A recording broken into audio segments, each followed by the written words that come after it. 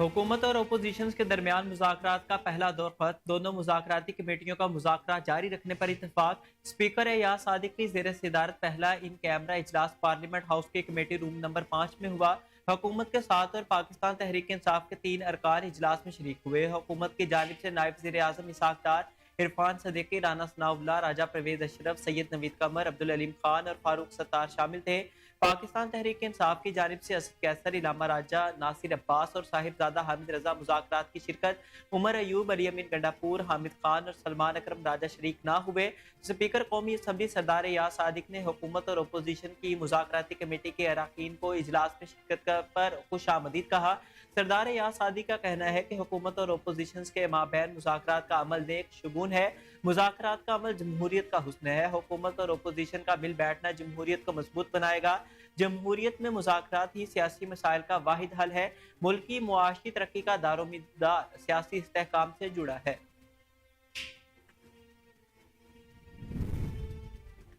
बानी पाकिस्तान तहरीक इंसाफ और बुशरा बीबी के खिलाफ 190 मिलियन पाउंड रेफरेंस का महफूज शुदा फैसला 6 जनवरी को सुनाया जाएगा। एहतसाब अदालत के जज नासिर जावेद राना ने बानी और बुशरा बीबी के खिलाफ 190 मिलियन पाउंड रेफरेंस की समाअत की।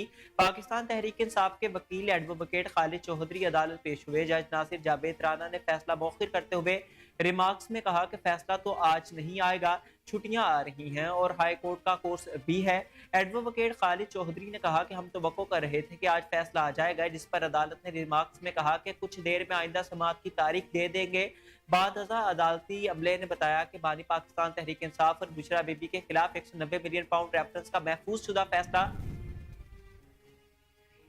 सियासी मुखालिफत की बुनियाद पर मुझे किरदार कशी का सामना करना पड़ा। मैंने जेल और सजाएं भुगती हैं। इन जेलों और सजाओं ने मुझे मजीद मजबूत बनाया।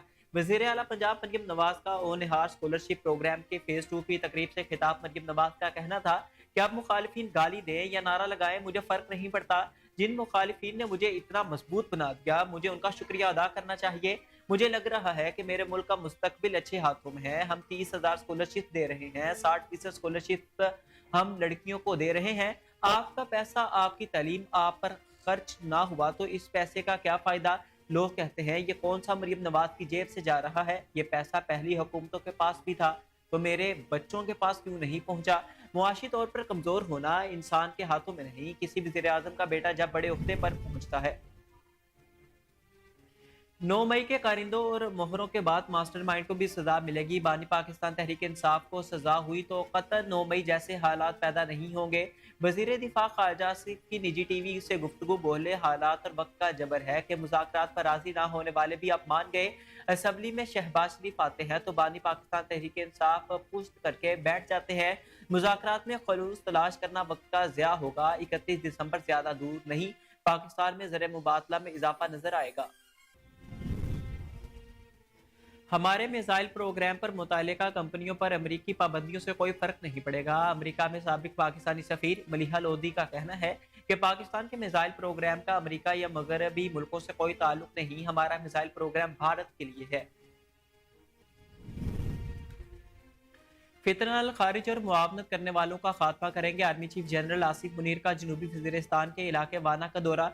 मौजूदा सिक्योरिटी सूरत हाल और इंसदाद दहशत गर्दी की जारी कार्रवाइयों के बारे में ब्रीफिंग दी गई। आर्मी चीफ ने दहशत गर्दी के खिलाफ जंग में पाक फौज के जवानों की साबित कदमी को सराहा और कुर्बानियों की तारीफ की। जनरल आसिफ मुनीर का कहना है कि शोहदाए पाकिस्तान का फख्र है, उनकी कुर्बानियों को कभी फरामोश नहीं किया जाएगा।